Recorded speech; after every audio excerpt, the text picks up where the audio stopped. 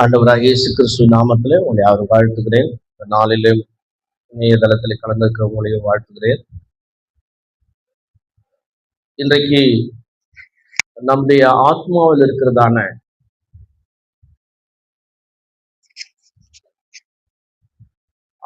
இருக்கிறதான ஒட்டுமொத்தமான நிலைகளை குறித்து நாம் தியானித்து கொள்கிறோம். இதை நாம் பார்ட் 2 நாம் எடுத்துக்கொள்வோம்.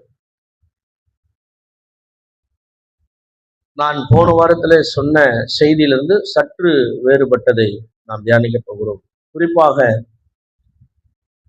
சுயநலத்திலிருந்து விடுபடுவது எப்படி என்று சொல்லி நாம் பார்த்து கொண்டிருக்கிறோம். நான் போன வாரம் உங்களுக்கு சொன்ன பாவம் என்பது தீவிரமானது, சுயநலம் என்பது அதிக தீவிரமானது. பாவத்தை நாம் உணர்விலே மன்னிப்பு கேட்டு விட்டாலும், ஆனால் சுயநலத்தை நாம் எப்படி மன்னிப்பு கேட்பது, எப்படி அதிலிருந்து வெளியேறுவது? பாவம் என்பது கேட்பது, சுயநலம் என்பது விடுவது. பாவத்தையும் விட வேண்டும், சுயநலத்தையும் விட்டுவிட வேண்டும். ஆகவே இதை குறித்து தான் இன்னும் ஆழமாக இந்த 2வது வாரத்திலே நாம் தொடர்ந்து தியானிக்க போகிறோம். குறிப்பாக நான் உங்களுக்கு சொல்ல வேண்டும் என்று சொன்னால், இந்த சுயநலத்தின் வீரியம் என்ன? சுயநலத்தின் வீரியம் என்பது நாம் பாவிகளாக அது ஒரு அதிதீவிரமான நம்முடைய ஆன்மாவை கெடுக்கும் செயல் என்று கூட நமக்கு தெரியாது. அது ஆன்மாவை மிகவும் கெடுக்கின்ற செயல் என்றே நமக்கு தெரியாது. so much of ignorance. அந்த சுயநலம் என்பது அதீத மறதி போல அல்லது வேண்டுமென்றே அதை கண்டு கொள்ளாமல் இருப்பது. இந்த காலை நேரத்துல நீங்கள் உங்களை யோசித்து பாருங்க, எப்படி எல்லாம் நாம் சுயநலமாய் நடந்து கொள்ளுகிறோம். ஒரு மனிதன் இந்த சுயநலத்திலிருந்து விடுதலை அடைய வேண்டும். மனம் திரும்புதல் என்பது ஒரு வகை என்று சொன்னால், ரட்சிப்பு என்பது இன்னொரு வகை. மனம் திரும்புதல் என்பது வெறும் பாவத்திலிருந்து மட்டுமல்ல, பாவத்திலிருந்து மனம் திரும்புவதற்கு முன்பதாக நான் என்கிற அந்த சுயத்தை அழிப்பதுதான் மிகவும் சால சிறந்தது. இந்த சுயத்தை அழிக்கவில்லை என்று சொன்னால் மனம் திரும்புதல் என்பது நீண்ட நாட்களுக்கு இருக்காது. இந்த சத்தியத்தை கேட்கிற யார் வேண்டுமானாலும் மாற்று கருத்து இருக்கலாம். மனம் திரும்புதல் என்பது நான் ஏற்கனவே உங்களுக்கு சொல்லியிருக்கிறேன், ஷின்பெத் என்று சொல்லியிருக்கிறேன். ஷின்பெத் என்று சொன்னால் வேட்டை கொளுத்தி விட்டு வந்து நிற்பது. சாதாரணமாக அல்ல, வீட்டை முழுவதுமாய் நான் தங்கி இருக்கிற வீட்டை கொளுத்தி விட்டால் வேற போக்குக்கு இடமில்லை. போக்குக்கு இடமில்லாமல் வந்து வெளியே நிற்பதுதான் நீங்கள் மனம் திரும்புவதற்கு பொருள். போக்குக்கே இல்லை, வழி இல்லை, அதுதான் மனம் திரும்புதலுக்கான உண்மையான அர்த்தம். ஆனா அநேகர் நாம் என்ன செய்கிறோம், திரும்பி பார்க்கிறோம். எப்படி அந்த லோத்தின் மனைவி அவர்கள் திரும்பி பார்த்தார்களோ, கொளுத்தி விட்டு திரும்பி பார்க்காமல் வருவதுதான் ஷின்பெத். நாம் திரும்பி பார்க்கிறோம். எவ்வளவுதான் கண்டித்து போதித்தாலும், எவ்வளவுதான் கண்டித்து பேசினாலும், ஆண்டவருடைய வசனத்தை எவ்வளவுதான் கற்றுக்கொண்டாலும், இப்படிப்பட்டவர்கள், சுயநலத்தை விடாதவர்கள் மனம் திரும்புதலை விரும்பாமலே இருக்கிறார்கள் கடைசி வருடம். ஆனால் கற்பனையிலே மனம் திரும்பிட்டதாக அவர்கள் நினைத்துக் கொண்டிருக்கிறார்கள். மனம் திரும்புதல் என்பது சாதாரணமான ஒரு நிலைப்பாடு அல்ல, கடினமான நிலைப்பாடு. இயேசு கிறிஸ்து இழந்து போனதை தேடவும் ரட்சிக்கவுமே வந்தார் என்பது அவருடைய நிலைப்பாடு. நான் எதையுமே இழக்கக்கூடாது என்பது மனிதனுடைய நிலைப்பாடு. இயேசு கிறிஸ்து இழந்து போனதை தேடவும் ரட்சிக்கவும் வந்தார் என்பது இயேசுவினுடைய நிலைப்பாடு. ஆனால் மனிதனுடைய நிலைப்பாடு எதையுமே இழக்கக்கூடாது. எதையும் இழக்காமல் இருந்தால் எப்படி சிலுவை எடுக்க முடியும்? சிலுவையை அன்றைக்கு இயேசு சுமந்தது எதை காட்டுகிறது என்று சொன்னால், நம்முடைய பாவங்களை மன்னித்தார் என்பது அடிப்படை புரிதல். ஆனால் ஆழமான புரிதல், அவரே எல்லாவற்றையும், தேவகுமார் என்கிற எல்லா விதமான அதிகாரத்தையும் விட்டு தாழ்மையினுடைய ஒரு சாயலை அணிந்து கொண்டார். இன்றைக்கு சுயநலம் என்ன வேலை செய்து பாருங்க. யாரும் தப்பா நினைக்காதீங்க. பொருளாசை எவ்வளவு விரும்புது பாருங்க. மூளை கொஞ்ச நேரம் நிக்காது. என்ன பண்ணாது? மூளை கொஞ்ச நேரம் நிக்காது. மூளை கொஞ்ச நேரம் நிக்காது. பொருளாசையை தூண்டி கொண்டே இருக்கும். ஏன் உங்களால கண்ட்ரோல் பண்ண முடியல? கொஞ்சம் நிதானித்து பாருங்க. உங்களை குற்றப்படுத்துறதா எடுத்துக் கொள்ளாதீங்க. கொஞ்சம் நிதானித்து பாருங்க.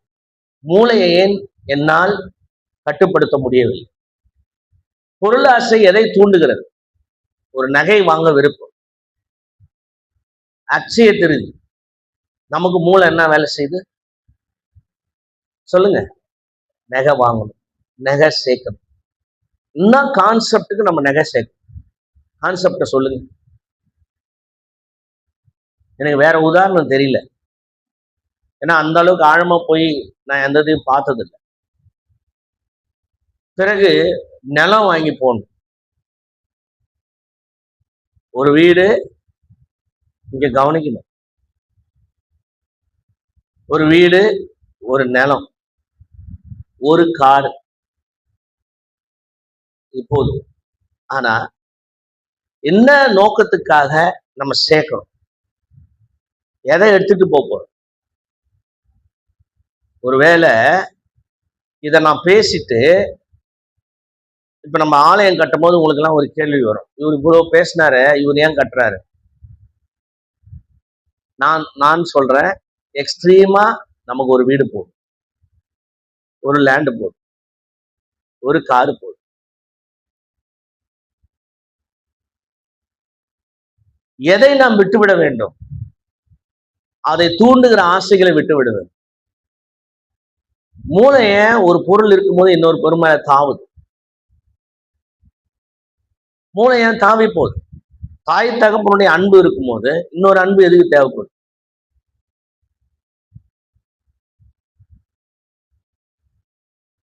அதே போல எக்ஸைட்மெண்ட் எங்கிருந்து வருது? இதெல்லாம் தான் சுயநலத்தின் கோட்பாடுகள். எக்ஸைட்மெண்ட் எங்கிருந்து வருது? அந்த எக்ஸைட்மெண்ட்ல நன்மை செய்தவர்களை கூட மறந்து ஓடுற அந்த தன்மை வருது. இதெல்லாம் எங்கிருந்து வருது? அடிப்படையில் நம்முடைய ஆன்மாவில் மனம் திரும்புதல் இல்லை. நாம் நினைத்து கொண்டிருக்கிறோம், ரட்சிக்கப்பட்டு விட்டேன். மனப்பாடமா சொல்ற வார்த்தைப்பா. அப்ப ரட்சிப்புனா என்ன? மனம் திரும்புதல்னா என்ன? மனம் திரும்புதல் என்பது வீட்டை கொளுத்தி விட்டு திரும்பி பார்க்காமல் வெளியேறுவது. வெளியேறி போயிட்டு இருக்கும் போதே அவருடைய கிருபையின் கரம் நம்மை அழைத்து அவரிடத்துல கொண்டு போவதுதான் ரட்சிப்பு. சொல்லுங்க எல்லாரும். மனம் திரும்புதல் என்பது வீட்டை கொளுத்தி, என் கற்பனை வீட்டை கொளுத்தி, என்னை தூண்டுகிற வீட்டை கொளுத்தி, என் நினைவாற்றலில் இருந்து கொடுக்கிற ஆசைகளை கொளுத்தி வெளியேறி திரும்பி பார்க்காமல் ஓடுவதோ அல்லது நடந்து போகிற நேரத்துல கர்த்தருடைய கரம் என்னை பிடித்து கொண்டு அவரை போல வாழ்வதற்கு என்னை நினைத்து கொண்டு போகிறதே, அதுதான் ரட்சிப்பு. வீட்டை கொளுத்துவது மனம் திரும்புதல், என்னை அவர் அழைத்து கொண்டு போவது ரட்சிப்பு. அல்லேலூயா. எத்தனை பேருக்கு இது புதுசா இருக்கு?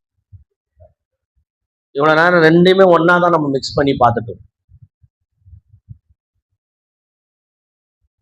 The repentance is burn your imagination home.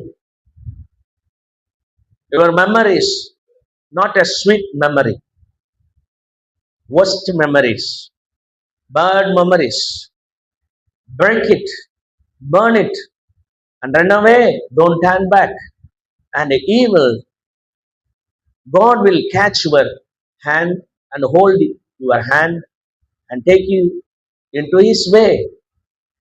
It's called salvation. அன்புக்குரியவர்களே, இந்த அடிப்படையில தான் நாம், அடிப்படை சத்தியம் இதுதான். ஆனால் இந்த சத்தியத்தை கோட்பாட்டுக்குள்ளே கொண்டு வந்து விட்டார்கள். சபைக்கு வந்து அவன் ஞானஸ்நானம் எடுத்து அடிப்படை உபதேசங்கள், மனம் மாறுதல் எது என்று சொன்னால் பேசிக்கா செய்கிற சில அற செயல்களை மனமாறுதல் என்று சொல்லுகிறாங்க. பைபிள் வாசிக்கிறது, ஜெபம் பண்றது. நான் முன்ன மாதிரி பைபிள் வாசிக்கிறதே இல்லை. வளர்ந்த கிறிஸ்துவம் கூட அதானே சொல்றாங்க, முன்ன மாதிரி நான் பைபிள் வாசிக்கிறது இல்லை, முன்ன மாதிரி ஜெபம் பண்றது இல்லை. சரி, பைபிள் வாசித்து இப்ப என்ன பண்ணுகிற? இந்த பைபிளை முடிச்சு இப்ப நீ என்ன பண்ணுகிற? மூளை வேலை செய்யலையே, மூளை சரியில்லையே.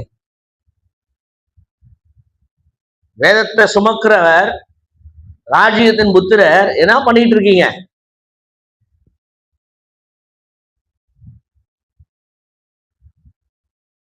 மூளை, சொல்லுங்க, மூளை எக்ஸைட்மெண்ட்ல திளைக்க கூடாது, திளைச்சிட்டு இருக்க கூடாது. எக்ஸைட்மெண்ட். இயேசு ஒரு மிரக்கல் பண்ணிட்டு கூட எக்ஸைட்மெண்ட் ஆகவே இல்லை. அதை விட பதில் எக்ஸால்டேஷன் பண்ணார், பிதாவை புகழ்ந்தார். பிதாவே உமக்கு நன்றி. நமக்கு பாருங்க எவ்வளோ மகிழ்ச்சி வருது. தேவ கிருபையில தாழ்மையோடு சொல்லுகிறேன், நான் வளர வேண்டும் என்று நினைத்திருந்தால் எத்தனையோ முதலீடுகளை செய்து ஏமாற்றி ஒரு அற்புதத்தை வைத்து பல லட்சங்களை நான் சம்பாதித்திருக்கலாம். இன்னைக்கும் கர்த்தர் அந்த மனசாட்சியை விடவில்லை. ஏன்? நடக்காத அற்புதங்களா? சாதாரணமாக கையை வைத்து விட்டு தேவ கிருபையில சாதாரண தொட்டுட்டு வந்துட்டேன், குஷ்டரோகம் சரியாகி விட்டது. அடுத்த வருஷம் எனக்கு சாட்சி சொன்ன பிறகு குஷ்டரோகம் சரியாயிடுச்சு. ஒரு இடத்துல காட்டுப்பாக்கம் என்கிற இடத்துல கூட்டம் ஒழுங்கு செய்து விட்டு 2 நாட்கள் கூட்டம் நடக்கவில்லை. ஒரு பெண்மணி தற்கொலை செய்து கொண்டதுனால 3வது நாள் அந்த பாடி வருவதற்கு லேட் ஆயிடுச்சு. சரீரம் கொண்டு வர்றதுக்கு லேட் ஆயிடுச்சு. 7 மணிக்கு தான் புதைச்சாங்க. ஆனா மீட்டிங்க்கு 1/2 மணி நேரம் தான் நேரம் கொடுத்தாரு. அந்த 1/2 மணி நேரத்துல 20 நிமிடம் பாடல்கள், ஆராதனை. அவங்களுக்கும் தெரியல, நான் 1/2 மணி நேரம் தான் இந்த சத்தியத்தை நேரா பேசலாம். 5 நிமிடம் எனக்கு செய்தி, 5 நிமிடம் நான் ஜெபித்தேன், செய்தி கொடுக்க வேண்டும். அவ்வளவுதான். மிக பயங்கரமான ஒரு அற்புதம். அந்த ஊர்ல பிறந்ததுல இருந்து ஒரு சின்ன தம்பிக்கு, ஒரு 8 வயசு தம்பிக்கு காதும் கேட்காது, வாயும் பேச கர்த்தர் அடைப்புகளை எடுத்தார், நாவின் கட்டுகளை உடைத்தார். அந்த பையன் ஓடி வரான் மேடைக்கு, யாரும் அவனை கூப்பிடல, அவனே ஓடி வந்து பேசின உடனே கீழே இருக்க ஜனங்கள் எல்லாரும் ஐயோ இந்த பையன் பேசுகிறானேன்னு சொல்லி அவங்க வீட்டுக்கு போய் அவங்க அப்பா அம்மாவை கூட்டிட்டு வந்துட்டாங்க. ஊரே திரண்டு வந்துச்சு. அன்னைக்கு மாத்திரம் 75 பேர் ஞானஸ்நானம் எடுத்தார். இதை வைத்து என்னால் வியாபாரம் பண்ணி இருக்க முடியும், இதை வைத்து என்னால் பெருமை தேடி இருக்க முடியும். ஒரு எக்ஸைட்மெண்ட் கூட ஆகல. அந்த இடத்துல எனக்கு வந்தது என்னன்னா அழுகை மட்டும்தான். கதறி கதறி அழுது, தேம்பி தேம்பி அழுதேன். இன்னைக்கு 6 பிசாசு நான் ஓட்டிட்டேன். நிறைய பேர் பெருமை தட்டிட்டு இருக்காங்க. நீ 60 பிசாசு கூட ஓடு, ஆனா நீ பிசாசா மாறாம என்ன? ஒருத்தர் சொல்றாராம், நான் கேள்விப்பட்டேன், நான் 16 பிசாசு இருந்த ஒரு மனுஷனை சுகமாக்குனேன், நீ பிசாசா மாறாம இரு அப்படின்னு.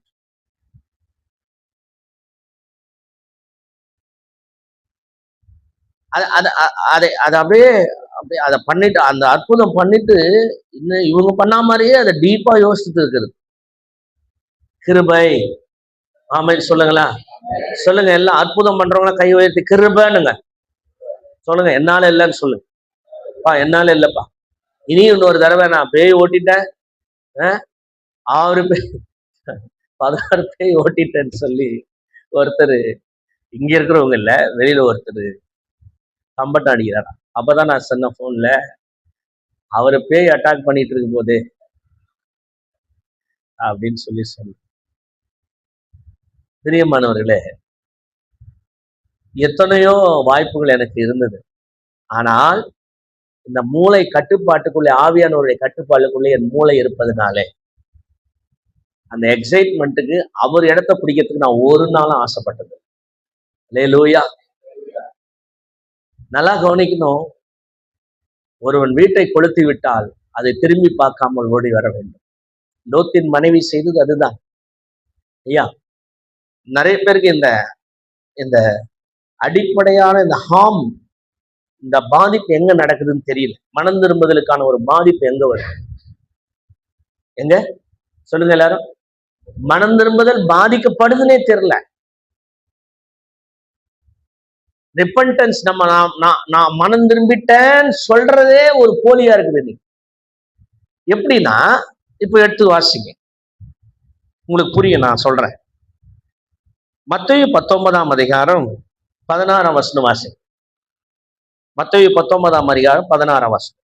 அப்பொழுது ஒருவன் வந்து அவரை நோக்கி, நல்ல போதகரே, நித்திய ஜீவனை அடையும்படி நான் எந்த நன்மை செய்ய வேண்டும் என்று கேட்டான். பாருங்கள், இந்த வாலிபன் லூக்காவிலே தலைவன் என்று போட்டிருக்கிறது, மார்க்கிலே ஐஸ்வர்யவான் என்று போடப்பட்டிருக்கிறது. இப்படி இந்த ஒரு வாலிபன் வந்து இயேசுவிடத்துல நித்திய ஜீவன் என்றால் ரட்சிப்புக்கு போகிற வழி. நித்திய ஜீவன் என்றால் எது? ரட்சிப்புக்கு போகிற வழி. அதாவது ஆண்டவருடைய கரத்தை பிடித்து நடக்க வேண்டிய ஒரு வழி. அதுதான் நித்திய ஜீவன். இந்த நித்திய ஜீவன் வேண்டும் என்று ஆசைப்படுகிறான். ஆண்டவர் சொல்லுகிறார், நீ போய் என்னுடைய பிரமாணங்களை, மோசே கொடுத்த பிரமாணங்களை, கட்டளைகளை நிறைவேற்று என்று சொல்லுகிறார்.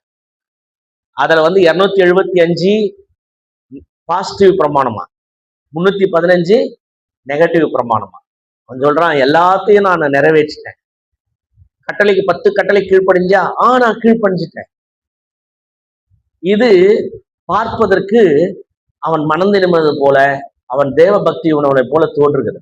இட் சீம்ஸ், அது பார்க்கறதுக்கு மனம் திரும்பிட்டு ஒரு நல்ல மனிதனை போல தோன்றுகிறது. ஒரு பார்ப்பதற்கு ஒரு தேவ மனிதனாக அவனை தோன்றுகிறது. ஒரு தலைவனா இருந்தும் இப்படி விரும்புகிறானே என்று தோன்றுகிறது. ஆனால் அடுத்த வினாடியே நமக்கு அப்படி தோன்ற மறுக்கிறது. ஏனென்று சொன்னால், ஆண்டவர் சொல்லுகிறார்,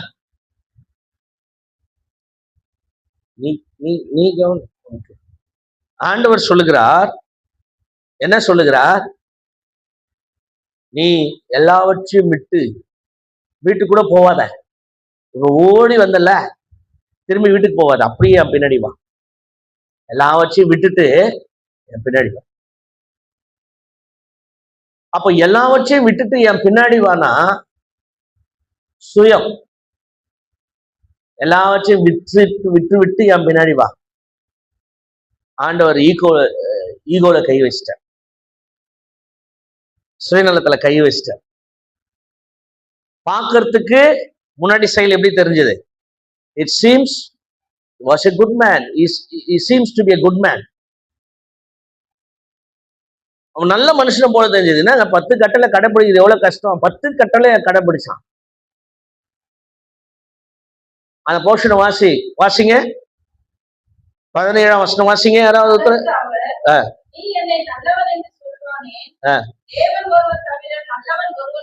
தேவன் ஒருவர் தவிர நல்லவர் ஒருவரும் இல்லையே. நீ ரட்சிப்பின் ஜீவனில் பிரவேசிக்க விரும்பினால் கற்பனைகளை கைக்கொள் என்றார். வாசிங்க.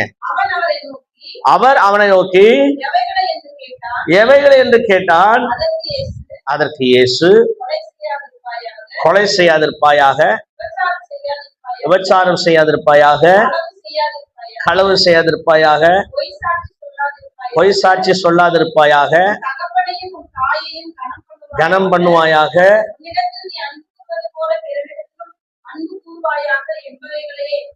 என்பவைகளே என்றான். அந்த வாலிபன் அவரை நோக்கி, இவைகளை எல்லாம் எப்பத்திலிருந்து? சிறு வயதிலிருந்து அப்படின்னு பார்க்கும் போதே நமக்கு என்ன தோணுதுன்னா, ஐயோ நல்ல மனுஷன் அப்படின்னு. ஆனா இயேசு அவனை பார்த்து தான் சொல்றாரு, எல்லாவற்றையும் உன் ஐஸ்வர்யத்தை எல்லாம் விட்டுட்டு என் பின்னாடி வா. சுயநலம் இங்கதான் வேலை செய். இப்ப உங்களுக்கு இந்த போர்ஷன் ஏன் உங்களுக்கு காட்டுறேன்னா, புரியறதுக்காக காட்டுறேன். நீங்க கடைபிடிக்கலாம், வசனத்தை கடைபிடிக்கலாம், நீங்க கிறிஸ்துவரா வாழலாம், ஊழியம் செய்யலாம், எல்லாம் பண்ணலாம். எதையாவது விட்டியாப்பா, எதையாவது இழந்தியாப்பா, இழந்தா தாங்க சுயம் உடையும். நம்ம என்ன நினைக்கிறோம், எதையுமே இழக்காம எப்படி சேர்க்கலாம், என்னதான் எப்படி சேர்க்கலாம், இத சேர்க்கலான்ற கான்செப்டே யாருதுன்னா இந்த உலகத்தை நேசிக்கிறவருடைய கான்செப்ட். இந்த சேர்க்கலாம் அப்படின்றதே உலகத்தை விரும்புவருடைய கான்செப்ட். இழக்கலாம்ன்றதுதான் இயேசுடைய கான்செப்ட். இந்த இடத்துக்கு நீங்க நகரணும். அல்லேலூயா.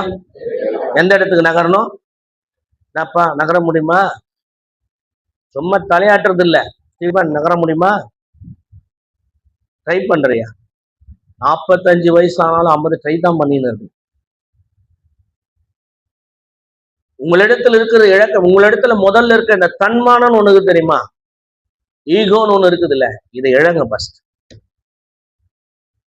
யார் எது சொன்னாலும், உங்களை சுத்தி இடியே விழுந்தாலும் அசையாமல் இருப்பவன் தான் தன்மானத்தை இழந்தவன்.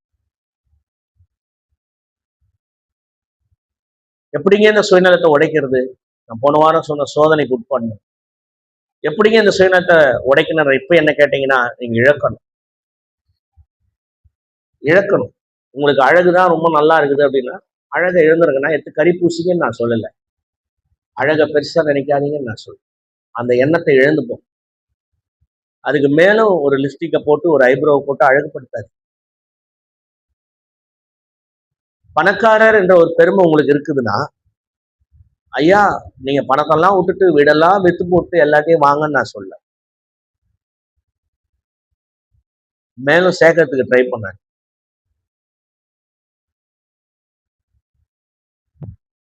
ஐயா 10 புடவை இருக்குது, 10 மாற்று வஸ்திரம் இருக்குதுன்னா இது போதும், கிழியிற வரல அது போதும், போதும்னு நினைச்சா ஆண்டவர் தருவார். வாங்கி சேர்த்தேன்னா ஒண்ணு கூட உன் பீரோவில் அடுத்தது ஏறாது. கிழி, முதல்ல கிழி. முதல்ல என்ன பண்ணு, கிழிச்சு தள்ளு. அடுத்தது முதல்ல இந்த ஃபங்க்ஷன் போறதை நிறுத்து. அது முதல்ல இந்த ஃபங்க்ஷன் போறது. ஏன்னா பேராசை அங்கதான் தொடங்குது. எங்க தொடங்குது? நான் சொல்றது உண்மையா இல்லையா நீங்க யோசித்து பாரு. போற ஃபங்க்ஷன் எல்லாம் ஃபேஷன் ஷோ நடக்கும். என்ன நடக்கும்? என்ன அம்மா கரெக்டா? ஃபேஷன் ஷோன்னா என்னது? வஸ்திரங்கள், கலாச்சாரங்கள் விதவிதமா வரும். மம்மி எனக்கு இந்த இந்த இந்த துண்டு சட்டை, துண்டு ஜாக்கெட் வாங்கிட்டான், கை இல்லாதது வாங்கிட்டான். அது என்ன கை இல்லாதது, கால் இல்லாதது? ஐயோ அந்த நெக்லஸ் எவ்வளவு அழகா இருக்கு பாரா. ஏங்க அதுல சேர்த்துக்கிறது கூட, ஏங்க நீங்க கூட இந்த குர்த்தா போட்டா நல்லா இருக்குங்க, ஏன்னா நீங்க வாங்கணும்ல, அதனால அங்க சேர்த்துக்கிறது. இவரும் உடனே போய் அடுத்தது நல்லா இருக்குதோ நல்லா இல்லையோ பூனை போட்டுன்னு குர்த்தா போட்டு வந்துடுவார். வயிறு பார்த்தா அவருக்கு புலத்தாச்சு மாதிரி இருக்கும், குர்த்தா போட்டுன்னு நடப்பார். ஏங்க உங்க உயரத்துக்கு நல்லா இருக்குங்க, இந்த தாடி கூட அந்த மாதிரி இருந்தா நல்லா இருக்க. பையன் எவ்வளவு இருக்கு? ஏய் அவன் கல்யாணம் ஆகிற பையன், நீ கல்யாணம் ஆகி மாடு மாதிரி வளர்ந்த ஆளு, நீ எதுக்கு தாடி விட்டுன்னு சுத்தினுங்கிற? கான்செப்ட் என்ன? அதுக்கு பின்னாடி என்ன இருக்குது? நம்ம செய்யற ஒவ்வொரு செயலுக்கு பின்னாடி என்ன இருக்கு? It's stinging your heart. கர்த்தர் ஐப்ரோவை எப்படி கொடுத்துக்கிறாரு? வெள்ளையா கொடுத்துக்கிறாரா கருப்பா கொடுத்து? இந்தியன்ஸ்க்கு ஏற்ற மாதிரி கருப்பா கொடுத்துக்கிறாரு, வெள்ளைக்காரங்களுக்கு ஏற்ற மாதிரி ப்ரௌனா கொடுத்துக்கிறாரு. வெள்ளைக்காரங்க அந்த ப்ரௌன் மூஞ்சில கருப்பா மை தடவிட்டு வந்தா ஐப்ரோ எப்படி இருக்கும்? இந்த மாதிரி கேள்வி கேட்டாதான் நான் யாரும் பிடிக்க மாட்டேன். பென்சில் வச்சு கருப்பா அந்த வெள்ளை மூஞ்சில போட்டு வந்தா எப்படி இருக்குன்னு யோசிச்சு பாருங்க. நீங்க வெள்ளை பெயிண்ட் பூசி வந்தா எப்படி இருக்கும்? கறி மூஞ்சில.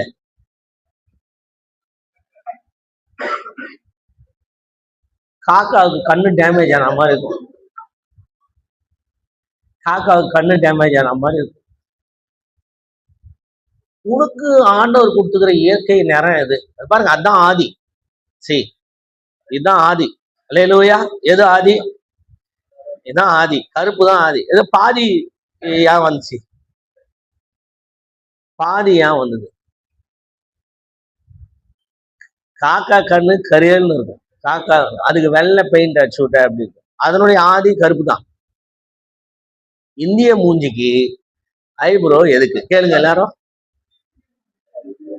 அதுவும் தமிழ்நாட்டு கந்தக பூமிக்கு ஐப்ரோ எதுக்கு? நீ வந்து ஒரு திராவிடன், நீ ஒரு ஆப்பிரிக்கன் இனத்தை சார்ந்தவன்.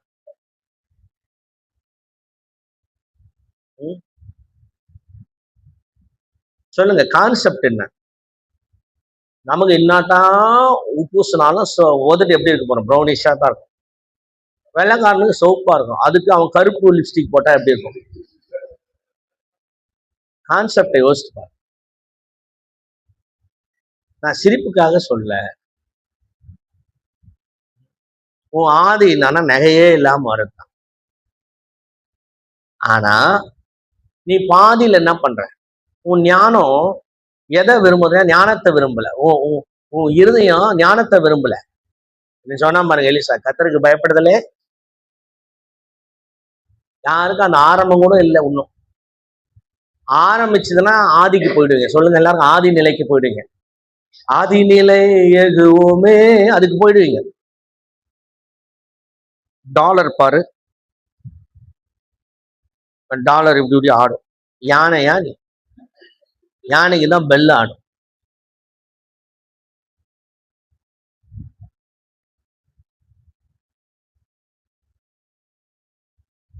தங்க நகைகளின் மோகம், லலிதா ஜுவல்லரி முழுவதும் உங்கள் மேல் இருக்கும். அவ்வளவும் வட்டி தொங்குது. என்ன தொங்குது? முத்தூட் ஃபைனான்ஸ் வட்டி தொங்குது, லோன் தொங்குது. அவ்வளவும் அந்த நகைகள் எல்லாம் வந்து உன்னிடத்துல பேசிக்கொண்டே இருக்கும். மகளே, மகனே, என்னை கொண்டு போய் சீக்கிரம் அடமான வை. இது நான் உன் கழுத்துக்கு தகுதியானவன். கேட்கலையா உங்களுக்கு குரல்? அது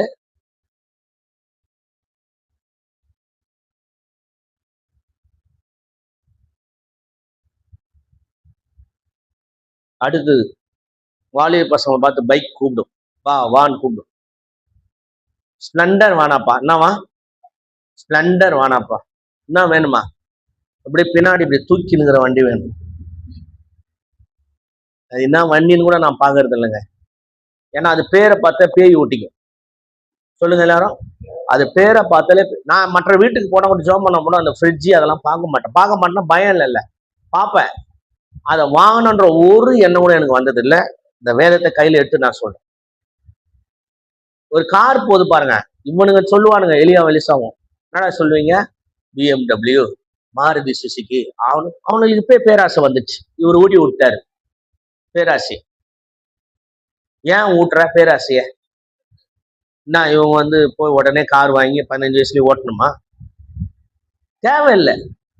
காலம் வரும்போது தெரிஞ்சுக்கிட்டேன். அல்லேலூயா. இன்னும் கூட எனக்கு கார் வாங்கணுன்ற ஆசைய, ஓட்ட தெரியாத ஒரு விஷயம். ஆனா இன்னொன்னு என்னன்னா, அப்படியே கத்துக்கிட்டாலும் நான் வாங்க போறேன். அது பேர் ஓசி இல்லை. உங்க ஆசீர்வாதத்தை தடுக்கக்கூடாது, என்னை ஏத்தின்னு போற ஆசீர்வாதம். அல்லேலூயா. எனக்கு ஒரு வீட்டுக்கு போய் உட்கார்ந்தா என் கண்ணு என்ன பண்ணாது? சிசிடிவி கேமராவை சுத்தின்னு இருக்காரு ரோபோ மாதிரி. ஒரே இடத்துல தான் இருக்கும். அப்படியே பரிதான் அம்மாவுக்கான அவங்க முகத்தையே பார்த்துன்னு இருக்கும். அப்பதானே உளவியலுக்கான பிரச்சனையை தீர்வு சொல்லும். நம்ம அப்படி இல்லை. என்ன சிஸ்டர் பெருசா இருக்குது ஃப்ரிட்ஜு?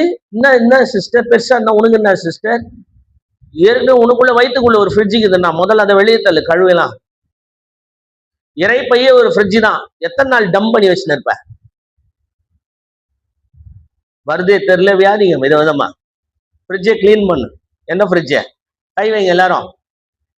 இந்த ஃப்ரிட்ஜை கிளீன் பண்ணு. என்னது? எனக்கெல்லாம் எதுவும் சாப்பிடாமலே பிரச்சனை வந்தது. என் ஃப்ரிட்ஜ் ரொம்ப வீக் ஆகுது. இதாங்க இன்னைக்கு பிரச்சனை. இதெல்லாம் தான் சுயநலத்தினுடைய வேர். எனக்கு எனக்கு எனக்கு எனக்கு எனக்கு இதான் சுயநலத்தின் வேர். இந்த ஆளு கூட பாருங்க, இயேசு பாகத்துக்கு பரிசுத்தமா இருக்கிறாரு. எல்லாத்தையும் கடைபிடிச்சிட்டான்னா அவர் பரிசுத்தம் தானே. எல்லாத்தையும் விட்டுட்டு வாப்பான்ற. சுயநலத்தை விட முடியல, அப்போ நித்திய ஜீவனை பெற முடியாது. அவன் கேட்ட அந்த ஆப்ளிகேஷன் நிறைவேறாது. கரெக்டா? நீங்க ரட்சிக்கப்பட்டன்னு ஒரு தோரணையில இருந்தீங்கன்னா, உண்மையா மனம் திரும்பலன்னா, நீங்க எதுக்காக பயணப்படுறீங்களோ பரலோக ராஜ்யத்தின் வாழ்க்கை, அது நடக்காதுங்க. உங்களை தள்ள போறது, நரகத்துக்கு தள்ள போறது உங்க பாவமோ இல்லையோ எனக்கு தெரியாது, உங்க சுயநலம் உங்களை தள்ளிட்டு. நீங்க ஒரு பாவத்துல விழ போறீங்க, எனக்கு தெரியாது எப்படி விழ போறீங்கன்னா உங்க சுயநலம் உங்களை விழ வச்சு. உங்களை மோசையை போல கானானை பார்க்க விடாம, நீங்க அடைந்த பரலோகத்தை பார்க்க விடாம, நீங்க போன நினைச்ச பரலோகத்தை பார்க்க விடாம உங்க பாவம் தடுக்குதோ இல்லையோ எனக்கு தெரியாது, ஆனா உங்க சுயநலம் தடுத்தும். அது மட்டுமல்ல, இந்த மனுஷன் மட்டும் எனக்கு உதாரணமா வரல. நீங்க பாருங்க அடுத்தது லூக்கா 9ஆம் அதிகாரம் 57ஆம் வசனம் பாருங்க.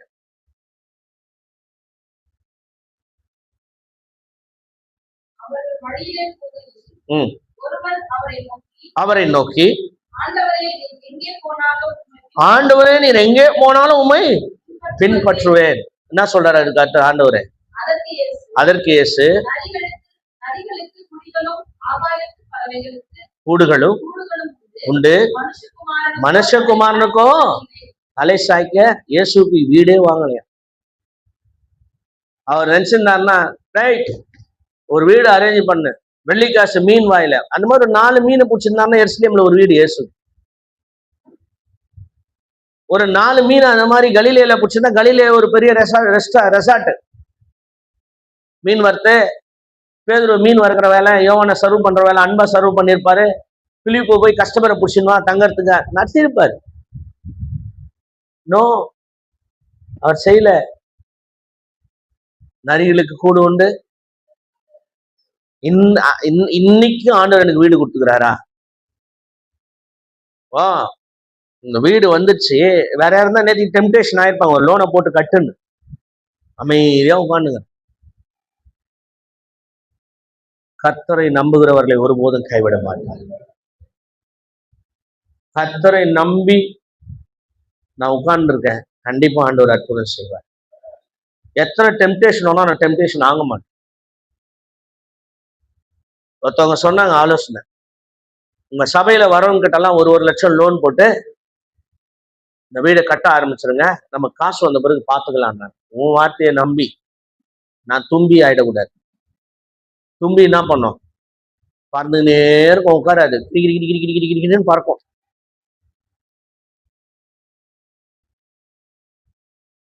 மனுஷனை நம்புவதை பார்க்கலாம், கர்த்தர் பேரில் பற்றுதலா இருப்பது நலம்.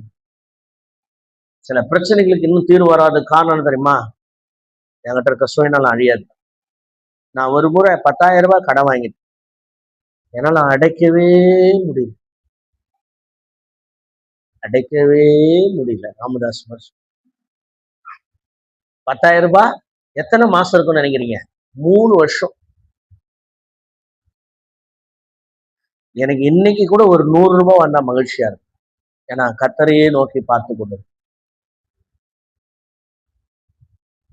எத்தனையோ நாட்கள் 25 பைசா வைத்துக் கொண்டு ஊழியத்தில் அழுத நாட்கள். எத்தனையோ நாள் சென்னைக்கு தண்ணி தாகத்தோடு போய் தண்ணி தாகத்தோடு வரும், ஒரு பைசா இருக்காது கை. இது எல்லாம் சாட்சியாய் சொல்லி எனக்கு அழ வைக்க தெரியும், ஆனா நான் சொல்ல மாட்டேன். இது பரிதாபங்கள் அல்ல, பரிதாபத்தை தேடுகிறது அல்ல சாட்சி. கர்த்தருக்கு மகிமையாக அப்படி இருந்த என்னை கர்த்தர் எப்படி உயர்த்திருக்கிறார்.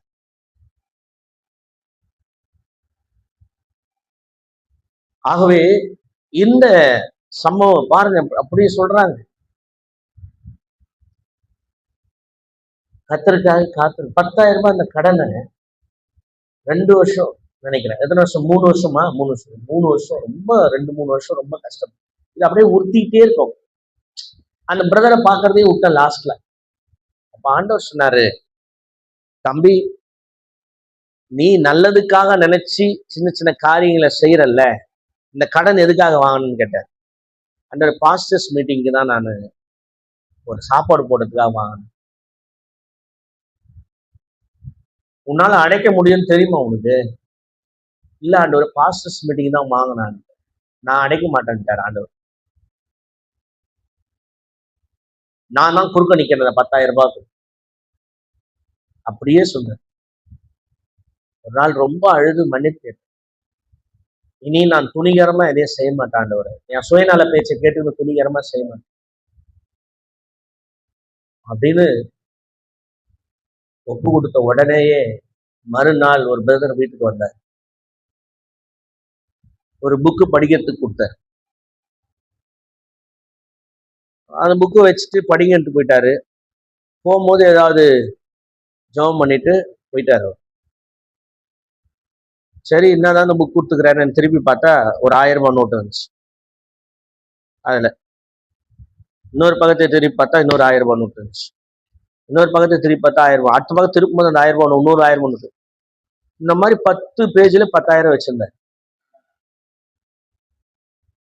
நம்ம கடன் அடையாமல் இருப்பதற்கு காரணம் ஸ்டாப் யுவர் செல்ஃபிஷ்னஸ்.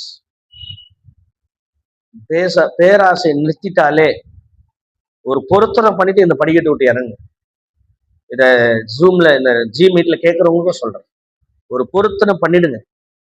இனி கர்த்தருடைய அனுமதி இல்லாமல் என் பிளிப்கார்டோ என் அமேசானோ என் ஜிபேவோ எதுக்கும் ஒர்க் பண்ணாது. போடுங்க லாக். அது லேலூயா, சத்தமா சொல்லுங்க எல்லாரும். நீங்க இன்னைக்கு போகும்போது அந்த வாலிபன மாதிரி துக்க முகத்தோடு திரும்பி போறீங்களா, இல்ல நிறைவேற்றத்துக்காக போறீங்க? ஆண்டவர் வாசிங்கம்மா, நரிகளுக்கு குழி உண்டு, பறவைகளுக்கு கூடு உண்டு, மனுஷகுமாரனுக்கோ தலை சாய்க்க இடம் இல்லை. இந்த ஆள் வரன்னு சொல்றான் ஊழியத்துக்கு. ஆண்டவருக்கு தெரியும் ஏன் ஆண்டவர் அப்படி சொல்றாரு. அடுத்த வசனம் வாசிங்க. வேற ஒருத்தனை நோக்கி என்னை பின்பற்றுவா என்றார். அதற்கு அவன், ஆண்டவரே முன்பு நான் போய், என்ன அது பாக்குறதுக்கு நல்லா தானே இருக்குது, தகப்பன் அடக்க மாட்டேன்னா தப்பு. கேளுங்க எல்லாரும், கடமைகளை முடிக்கிறதுனா தப்பு, நல்லா தானே இருக்குது. கல்யாணம் பண்ணி வைக்கிறது நல்லா தானே இருக்குது. சாவு அடக்கம் பண்ணிட்டு வரேன், நான் அப்புறமா வரேன், வேலையெல்லாம் விட்டு அப்புறம் பிறகு வரேன்றது நல்லா தானே இருக்குது பாக்குறதுக்கு. நான் வேலை செய்யணும் கூட நல்லா தானே இருக்கு பாக்குறதுக்கு. ஆண்டவர் என்ன சொல்றாரு பாருங்க. உத்தரவு கொடுக்கணும், பர்மிஷன் கேட்கலாம். அதற்கு எஸ். ஏங்க இதே நான் சொல்லியிருந்தேன்னா, வாப்பா எல்லாத்தையும் விட்டு அப்படின்னா, இல்லை நாங்க போயிட்டு வந்துடுறேண்ணா, நீங்க ஒரு வேலை ஊழியத்துக்கு வாப்பா இன்னைக்கு, இல்லை நான் ஒரு வேலை நான் போயிட்டு வந்துடுறேண்ணா. பார்த்தலாம் தலைவலி, ஊழியம் அது அப்படி பண்றவங்களுக்குலாம் இது எக்ஸாம்பிள். அதற்கு இயேசு, மரித்தோரை அடக்கம் பண்ணட்டும், நீ போய் தேவனுடைய ராஜ்யத்தை குறித்து சுயநலத்தை விட முடியல. அப்படி அவர் எப்படி போனார் அந்த பையன்? இப்ப அந்த பையன் துக்க முகத்தோட போயிட்டான். அவன் போனதா எழுதப்படல. வேறொருவரை நோக்கி, ஆண்டவரே பின்பற்றுவேன், ஆனாலும் முன்பு நான் போய்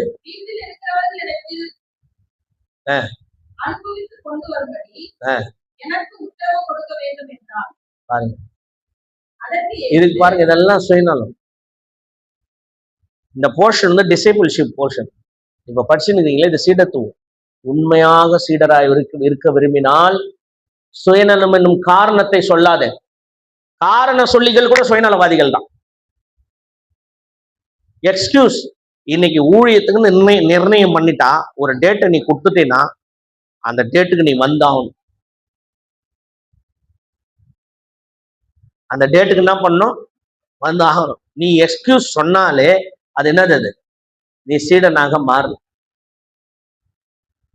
நீங்க ஒரு காஸ்ட்லி கிரேஸ்ல இருக்கீங்க, சாரி சீப் கிரேஸ். என்ன கிரேஸ்ல இருக்கீங்க? சீப் கிரேஸ்ல இருக்கீங்க. ஆனா காஸ்ட்லி கிரேஸ் என்ன தெரியுமா? விலை உள்ள கிருபை என்ன தெரியுமா? சொன்னது சொன்னபடி நல்லதுதான் விலை உள்ள கிருபை. சீடன் என்பவன் பக்திமானா இருப்பதை காட்டிலும் கர்த்தருடைய சிலுவையை சுமப்பது நல்லது. பக்திமான் இன்ஸ்ட்ரக்ட் பண்ணிட்டு இருப்பான், இப்படி செய் அப்படி செய்யணும். ஆனா சீடன் என்பவன் செய்து காட்டுவான். அல்லேலூயா.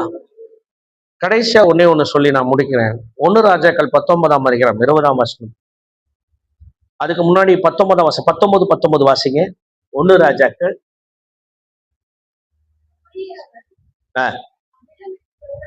அவ்விடம் விட்டு புறப்பட்டு போய் 12 ஏர்களை பூட்டி எலிசாவை குறித்து பார்க்கிறோம். சாபாத்தின் குமாரனாகிய எலிசாவை கண்டான். அவன் 12th பேர், 12ஆம் ஏறு, 12 முறை நிலத்தை உழறான். ஒரு 2 எவ்வளவு எத்திக்ஸ் பாருங்க. 12 ஜோடி வச்சிருக்கான். 12 ஜோடி. அப்ப கவனிங்க, வாசிங்க. எலியா அவன் எலிசா இருக்கும் இடம் மட்டும் போய் அவன் மேல் தன் சால்வையை போட்டான். எப்பங்க பாருங்க, சால்வையை போட்ட உடனே எலிசா என்ன செய்கிறார்? வீட்டுல போய் எல்லாத்தையும் சொல்லிட்டு வந்து, நான் திரும்பி வந்தாலும் எந்த காலத்துல எனக்கு ஒரு டெம்டேஷன் வரக்கூடாதுன்ட்டு இந்த மாடுகளை வெட்டி போடுகிறேன். எலிசா என்ன பண்ணாரு? மாடுகளை வெட்டி போடுகிறார். இதுதான் சுயநலம், இதுதான் இழுக்கம். எது இழுக்கம்? எனக்கு பலம் உள்ளவை, எனக்கான பலம் உள்ளவை, எனக்கான ஸ்ட்ரென்த்னா ஏர் மாடுகள். அது என்னை இழுக்கும், பின்னாடி இழுக்கும். ஐயா, நீ தீர்க்கதரிசியா அழைக்கப்பட்டவன் தான், புத்திரர் தான், நான் இல்லைன்னு சொல்ல. ஐயா, நீ ரட்சிக்கப்பட்டு சபை உறுப்பினர் தான், நான் இல்லைன்னு சொல்ல. ஐயா, பாவத்துக்கு மன்னிப்பு கேட்டு கிருபையின் சீட்டை வாங்கி வச்சிருக்கலாம். ஆனா நிரந்தரமா உன் சுயநலத்தை நீ ஒழிக்க முடியாமல் தகித்து கொண்டிருக்கலாம். மனம் திரும்புதலிலே நிறைவேறாமல், மனம் திரும்புதலை முழுமை அடைய விடாமல் தடுப்பதே உங்கள் சுயநலம் தான். இன்னைக்கு காளைகளை பலியிடுகிறது போல உன் சுயத்தை பலியிட வேண்டும், சுயநலத்தை பலியிட வேண்டும். உன் சுயநலத்தை பலியிடாவிட்டால் நாம் மனம் திரும்புதலை முழுமையாய் பெற முடியாது. மனதின் சந்தோஷம் வராது, ரட்சிப்பின் சந்தோஷம் வராது. நிறைய பேர் இங்க முகத்தை பார்க்கிறேன், நிறைய பேர் ரட்சிப்பின் சந்தோஷம் என்ஜாய் பண்ண தெரியல. பிரசன்னத்தை, ஆராதனையில அமைதியா நிக்கிறீங்க, முதிர்ச்சியே இல்லை. சபையில வந்து உட்கார்ந்த பிறகுதான் கொட்டாவி வருது. ஏன் இதெல்லாம் ஏன் திரும்ப திரும்ப நான் சொல்லியிருக்கேன்னா, இந்த பேசிக் சினாரியோவை சரி பண்ணிட்டாலே உங்க சுயநலம் ஒழிஞ்சு. பேசிக்கான விஷயத்த சரி பண்ணும். ஏன் கண்ட்ரோல் பண்ண முடியல கொட்டாவியை? ஆராதனை நம்ம வர்றதே ஒரு சின்ன கூட்டம் தான், ஐக்கியத்துக்கு நிக்கிறது, துணிந்து நிக்கிறது. நான் வரல அப்படின்னு தயவு செய்து நிக்காதீங்க. உடம்பு முடியலன்னா கூட இங்க வந்து விழுந்துருங்க. ஒண்ணு சொல்லட்டுமா, நம்ம சபை குறித்து 2 நாள் முன்பதாக தொலைபேசியில ஒருவர் சொன்னாங்க, உங்களோட கொஞ்சம் பேசணும்னாங்க. உங்களை எல்லாம் அவங்க இந்த தெருவுல பார்த்துருக்குறாங்க. அவங்க சொன்னாங்க, உங்க சபைக்கு ஒருவனுடைய சரீரம் திட கம்பீரமா இருக்குது, அவருடைய முகங்கள் எல்லாம் பிரகாசமா இருக்குது, நான் எந்த சபையிலும் அப்படி நான் பார்க்கல அப்படின்னா. அவங்க சொன்னாங்க, உங்க சபையில வரவங்க எல்லாம் வசனத்தை நல்லா கேட்கிறாங்க, அவங்க முகத்துல வார்த்தை தெரியுது.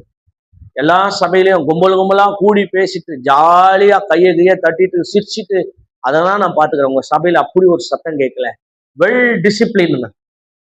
ஆமைன்னு சொல்லுங்களேன், அல்லேலூயா சொல்லுங்களேன்.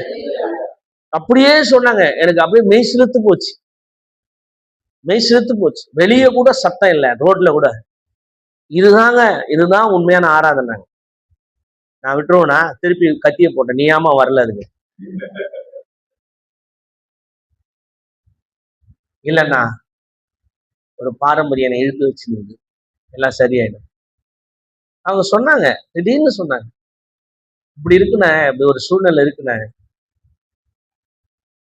நம்ம வீட்டு எதிர் வீடெல்லாம் நம்மளை பத்தி என்ன தெரியுமா சார் சொல்றாங்க? வர்றது தெரியாது, போறது தெரியலைங்க, சபையை நடக்கிறது தெரியல, ஒரு அலப்பறையே இல்லாம வராங்க போறாங்க, யாருக்கும் டிஸ்டர்பன்ஸ். அந்த அலப்பறை கும்பலெல்லாம் நான் ஓட்டி விட்டுட்டேன். முற்ற உடனே சாப்பாடு என்ன, கும்பல் என்ன, ஒரு அமக்கள் என்ன, எல்லாத்தையும் என்ன பண்ணிட்டேன், எலிசா வெட்டுறா மாதிரி வெடி போட்டு மொத்தத்தையும் ஓடி போட்டேன். 12 ஜோடிகளை 12 மாடுகளை என்ன பண்ணிட்டேன், ஒன்னு இருந்துச்சு, ஓடு அப்படின்னு. அப்படியே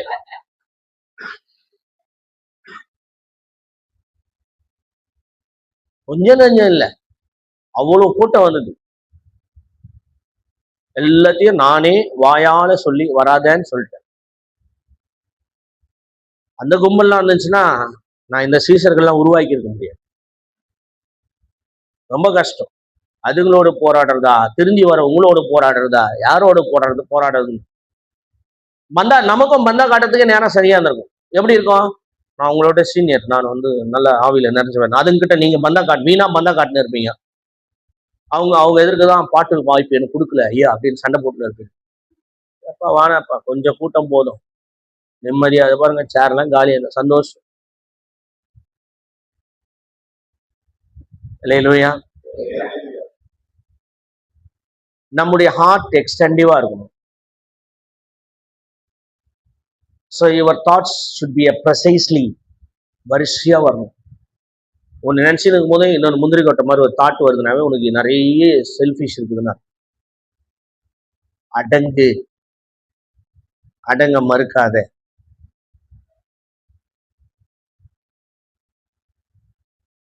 எல்லாரும் ஒப்பு கொடுக்கலாமா? ஆண்டவரே, என் காளைகள் என்பது பலன், வருமானம், எல்லாத்தையும் நான் பிரேக் பண்றேன் ஆண்டவரே.